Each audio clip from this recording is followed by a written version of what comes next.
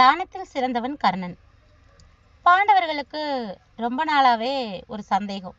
நம்மோட அண்ணன் தர்மரும் தானம் செய்வதில் சிறந்தவர்தான். ஆனால் ஏன் எல்லோரும் தானம் செய்வதில் சிறந்தவன் கர்ணன் என்று சொல்கின்றனர் என்ற சந்தேகம் இருந்தது.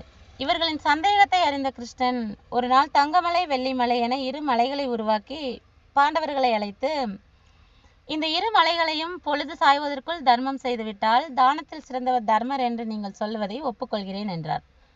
பீமனும் அர்ஜுனனும் மற்றவர்களும் அந்த இரு மலைகளிலிருந்து தங்கத்தையும் வெள்ளியையும் பாலம் பாலமாக வெட்டி எடுத்து தர தர்மர் அதை உடனுக்குடன் நகர மக்களுக்கு தானம் செய்தார்.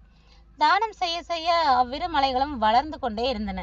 தங்கமும் வெள்ளியும் குறைந்த பாடே இல்லை. மாலை பொழுது வந்ததும், எங்களால் முடியாது கண்ணா, தன் தோல்வியை ஒப்புக்கொண்டார் தர்மர்.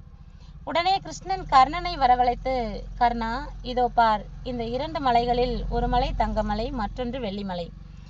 இதை நீ பொழுது சாய்வதற்குள் தானம் செய்ய வேண்டும். பொழுது சாய இன்னும் ஒரு நாளிகை பொழுதே உள்ளது. உன்னால் முடியுமா என்று கேட்டார்.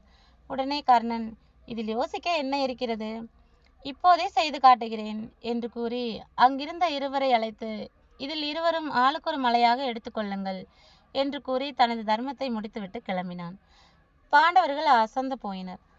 அவர்களை ஒரு அர்த்த பார்வையுடன் பார்த்து சிரித்தார் கிருஷ்ணன். தர்மருக்கும் பரந்த மனசுதான், அதை யாரும் மறுக்க முடியாது.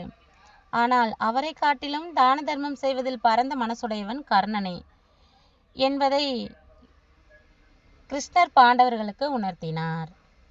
இத்துடன் இந்த கதை முடிவடைகிறது.